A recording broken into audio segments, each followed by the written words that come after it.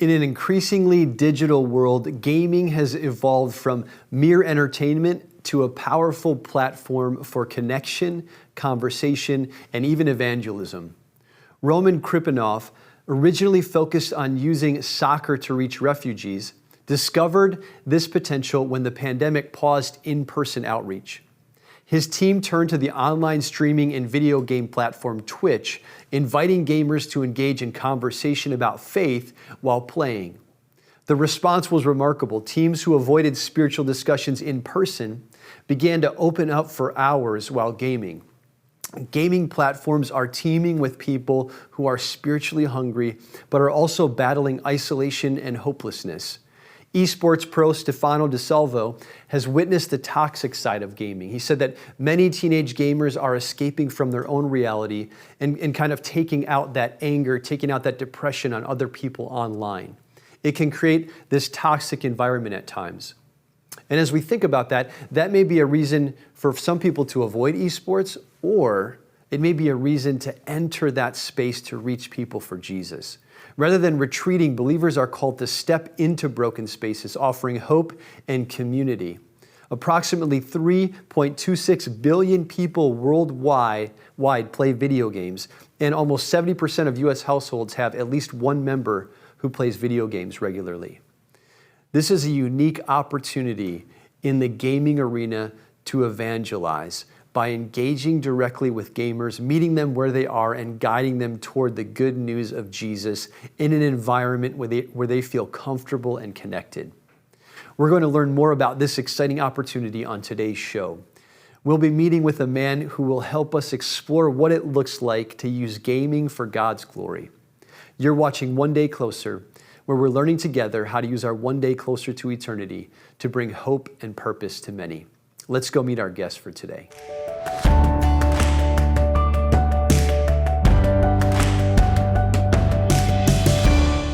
We're here in studio with Brendan O'Brien, the founder and president of Slingshot Esports. Brendan, it's so exciting to have you on the show and to hear about this creative way that you're bringing Christ to people. Thank you so much for being here. Thanks for having me. It's Absolutely. An honor to be here. That's great. And Brendan, as we start, let's just talk about, share a little bit about yourself and your family. Sure. My wife and I, we've got 2 kids. Mm-hmm. Our oldest is our daughter, Reagan. She will be 28 soon. And our youngest is our son. He is 25.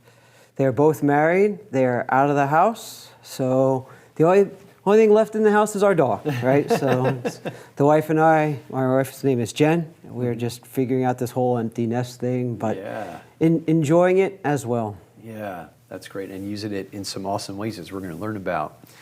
And so you went to school, you were a Christian educator, you're a Christian teacher, and then you shifted, you were with Push the Rock doing physical sports, and then there was a transition to esports. Correct. So tell me a little bit about that. What was that like to transition to esports? Yeah, so it's challenging. Yeah. There is a mindset that video games and gaming and screen time is bad. Yeah. And so to enter that space intentionally was a challenge. Yeah. It really was a challenge. Wow. And what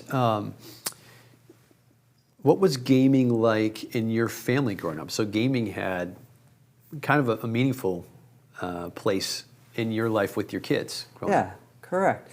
So when our kids were younger, all 4 of us would play video games together. Mm-hmm. And we'd play racing games because it's easy for my wife to go forward, backward, left, right, gas, brake. Those are all the buttons that we needed. And so it was a family time, a little bit of trash talking among some of us, but it was a meaningful time where we could get together, have fun, and just enjoy being a family. Mm-hmm, mm-hmm. And then as you moved more into maybe didn't transition, but you're in a physical sports arena with Push the Rock. Your son really gets into gaming in college, right? And that caused maybe a little bit of tension. Tell me a little bit about that tension that you kind of experienced with his passion for gaming. Yeah, so while the rest of us kind of faded away from video games, our son Keegan, he still kept playing. In late high school, early college, he would play late at night. Yeah. So from his room, we could hear the excitement, we could hear the disappointment, we heard it all. So we're trying to sleep now, my wife and I, and all this chaos is going on. So I would go down to his room and I would say, hey, can you get quiet? And he would be compliant, be great for that night. And then it happens the next night, and then it happens the next night, and then it happens the next night. And over lots of time, it got frustrating. Yeah. So I did some dumb things. I pulled the power cord to his monitor to help him understand how serious it was about being quiet. That didn't work. I pulled the power cord to his PS4, which I thought that would really help him understand. Right? It did not. Work? It did not. I thought those kind of tactics worked great. No, it just created stress and tension between me and our son, and then that just flowed throughout the rest of the house. Yeah, and you know, as kids get older, right, when they're younger, we have a lot more control, and then that control shifts to influence. And so how do your son's in college now, so he's an adult, and you're recognizing that those tactics aren't working as far as helping your relationship with Keegan. So how does God kind of shift that to say, wow, maybe I could approach this a little differently? Yeah, great question. So I remember it vividly. It was a Saturday afternoon. I was just minding my own business, scrolling on my phone for something, looking for something. And I think God touched me. He was like, go see what's going on up there. All right, so I went upstairs to his room and he was playing with his friends. And I stood behind his screen and just waited patiently until he was done. And when he was done, he motioned me around so I could come and see what he was doing. And I just said, what's going on? What is really happening here? And he said, I'm playing this game called Rocket League. I said, well, what's Rocket League? Well, it's remote control cars playing soccer. I thought to myself, that's stupid. That's just stupid. Either play soccer or play with the remote control cars, right? What is this? But by the grace of God, I kept my mouth shut and said, okay, so show me how this works. And so he put his headset back on and he hopped into a match with two of his friends and they played 3v3. And so I'm watching from the outside, watching in, and man, I heard all kinds of things coming from him. I heard character, I heard integrity, I heard sportsmanship, I heard leadership, I heard all of these amazing things, and it was only 5 minutes. It was in this 5-minute match. And after it was all over, I was like, dude, I've got some questions. And so for the next 30 minutes, I just asked question after question after question after question after question. And it was in that moment of humbling myself and really trying to understand his world that God just revolutionized our relationship. Wow. I love that. Entering that space and just asking the questions, right? And showing him that something that he loves, that you're willing to enter into that space. And we're going to take a quick break, but then we're going to come back and talk about how God used that to catalyze esports, Slingshot esports. Stay tuned. We'll be right back to learn more about gaming for God's glory.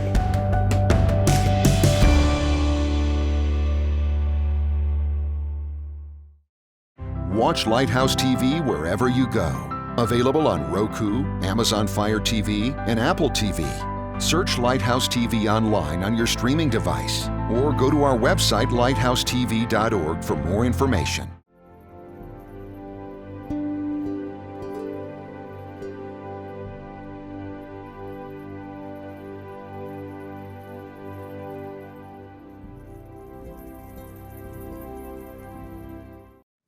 Welcome back to One Day Closer. We're here with Brendan O'Brien, the founder and president of Slingshot Esports, learning how we can use gaming for God's glory. So Brian, we just heard a great story about how your son gets passionate about gaming, you're not so passionate about it, and then you start asking questions, start entering his space, and you see all the stuff you're trying to teach your kid, character, leadership, encouragement, and you see that playing out in the way he's interacting in these video games. And how does God then use that to spark this idea of transitioning from doing a physical sports ministry to an esports ministry? Another great question. So he mentioned in that 30-minute conversation about tournaments. Yeah. And I asked him, hey, who runs the tournaments? And he says, Well, there's big companies that run tournaments, and that's how the professionals they make their money, that's how they get notarized, that's how people watch. I was like, well, could we run a tournament? And he stopped for a second and he said, yeah, I think so. I said, okay, so could we run a tournament and then could we stop right before the championship game? And he said, I don't see why not.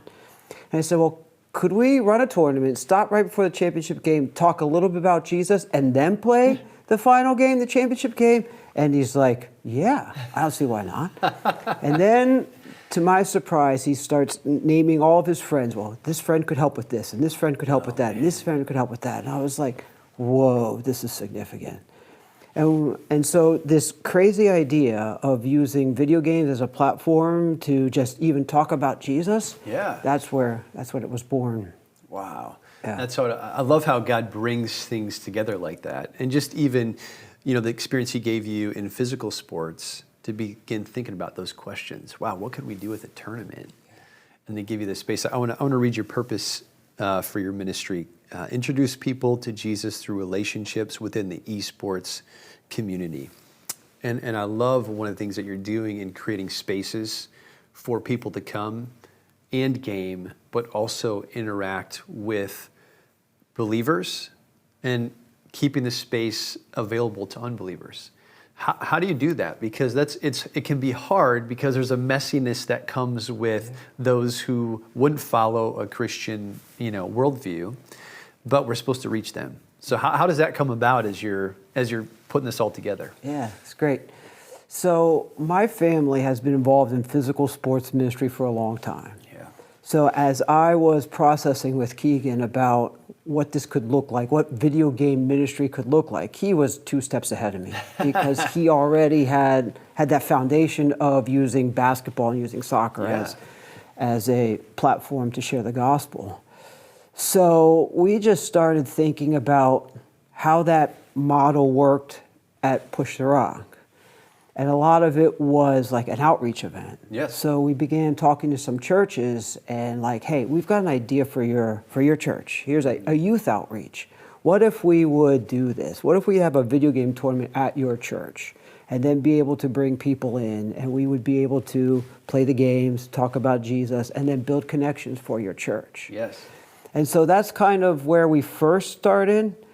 We still do those today. We call them mobile events because we'll take some of our gear with us and we'll go to the church and partner with that local church to help them maybe build their youth group, maybe start their youth group, or maybe even encourage their youth group. That's great. And what spaces, then you talked about mobile, what other spaces do you provide to invite kids to come in? Well, is it, and explain to me your demographic then as well. Yeah, cool. Who are you inviting to these spaces? Yeah. So by God's grace, we have a room at Calvary Temple Church on Winchester Road, and we call that our gaming center. Okay. So we got a bunch of PCs, we got some PS5s, some Xboxes, some Nintendo Switches, we got 2 racing sims, a flight simulator, a bunch of stuff. Yeah. So that's right now, that's like our home base. We call that our gaming center. And so we have a lot of events there, a lot of tournaments, and we also have some free events that's just open for the community, come and play. Yeah. And we also have a online community. We use this platform called Discord, and we have our community within Discord, and we communicate there, we play as well. Now that's all online, that's not in person like the other 2 opportunities would be. But that gives you space to reach a much broader audience then, right? Correct. If they hear about your server, they can anyone from anywhere could enter that, right? That is correct, Wow. yes. We've got friends in Alabama, we've got friends in the Czech Republic, and a variety of other places around the world. Oh, that's great.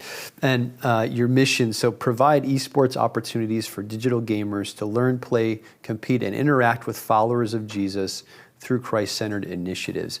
How do you strategically connect believers with unbelievers? I think it's so important because it was the primary means God used me to bring me to Christ, was to show me a community of believers that were living for God, and it was like, man, when I was with them, God was real, and it really got me thinking. Yeah. And so I love that you're doing this. So how do you do that? How do you create a space where gamers can see this is what Christian community looks like, and they can taste that? Yeah.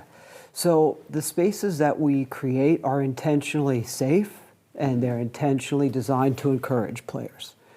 And those of us who are leading events or facilitating events, we are all believers, right? Yeah. So we all have decided at one point in our life that we're going to follow Jesus.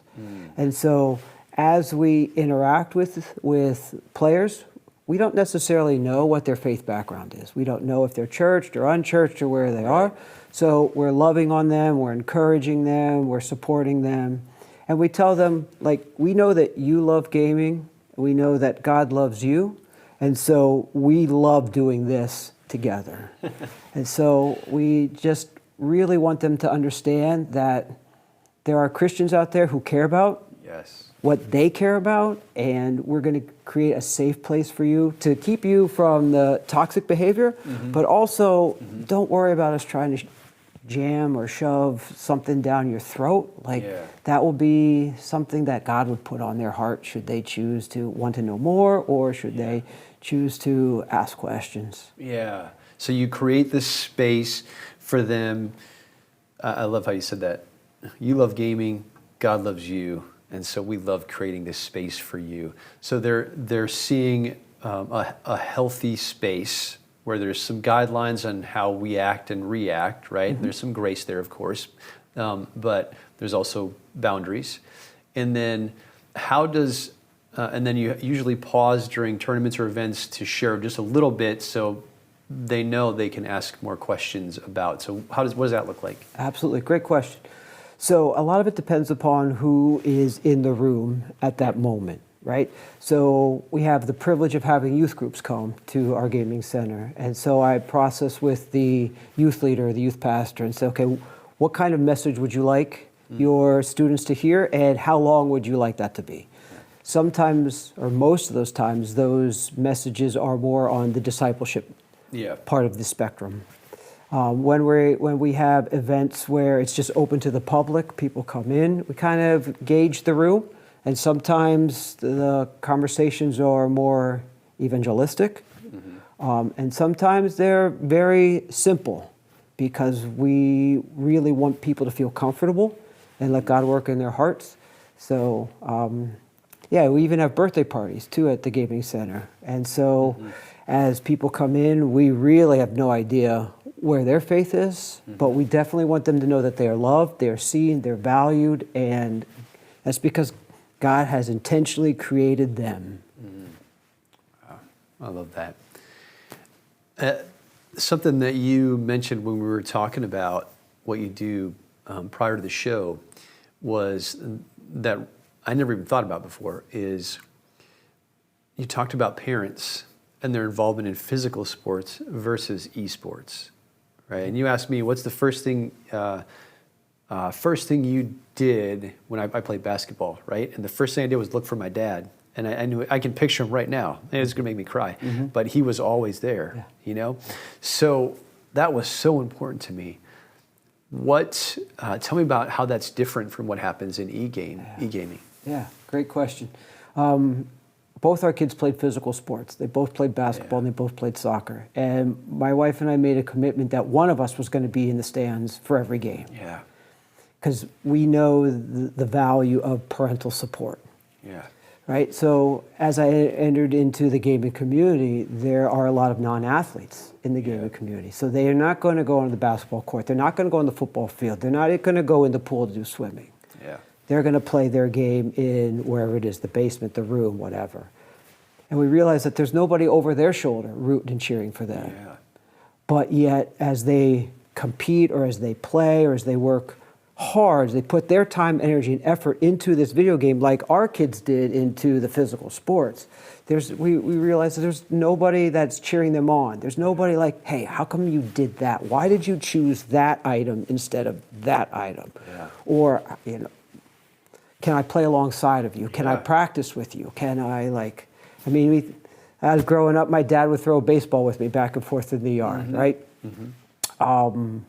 Yeah, parents aren't doing that with kids with video games. Yeah. Unless they're intentional about it. Hey, let's build something together in Minecraft, or let's race Mario Kart together.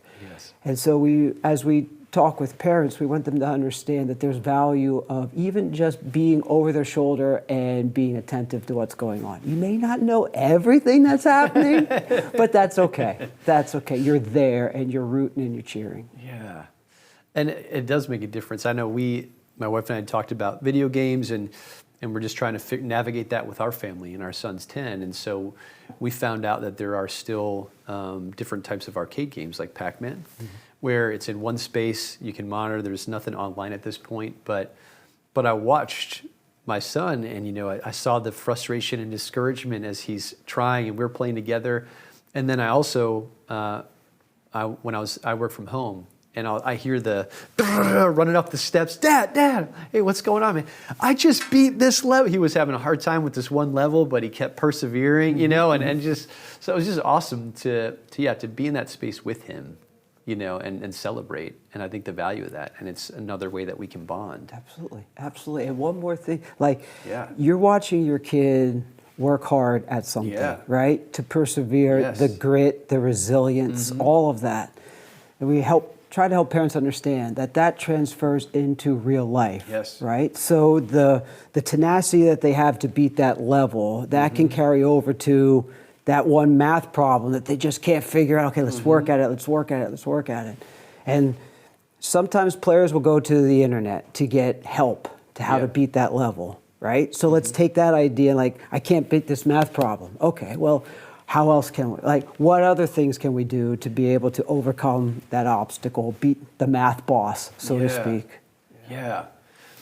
What advice would you give? What are some practical things you would say to parents about how to engage more with their kids in this arena? Great question. Number one thing is parents need to understand you cannot pause online games.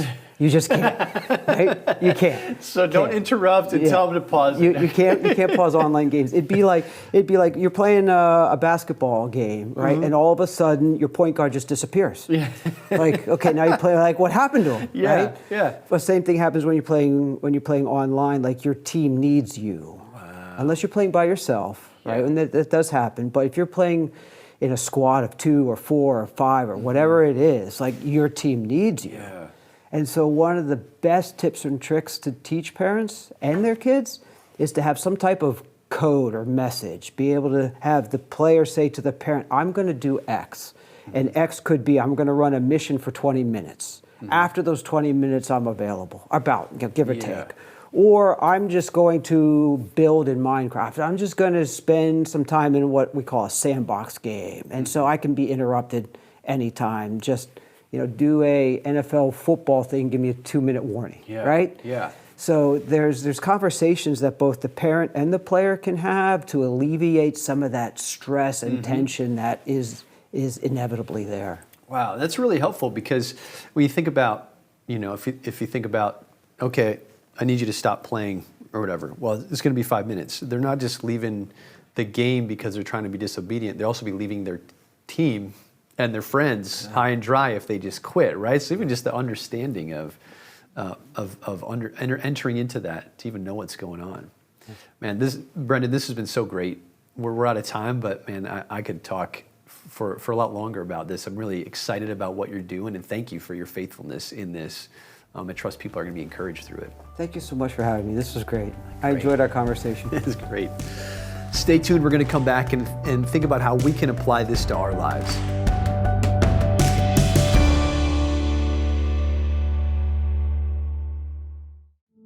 You're watching Lighthouse TV, 24 hours a day, 7 days a week. This station will feature uplifting faith and family programming. Programs focusing on defending your faith, defending your freedom, and living as a believer in today's culture. To find out more about this station and to watch original content, go to lighthousetv.org. Lighthouse TV, positively different television.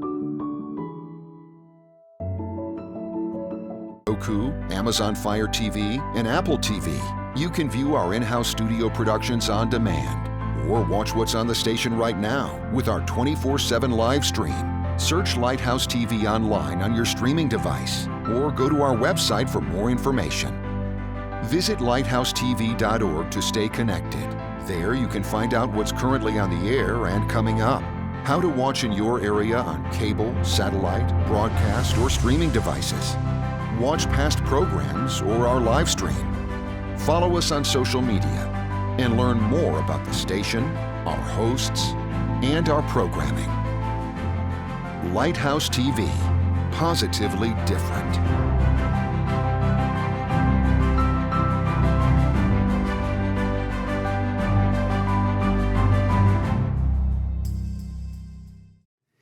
I love the story of Jesus meeting the Samaritan woman at Jacob's well in John chapter 4.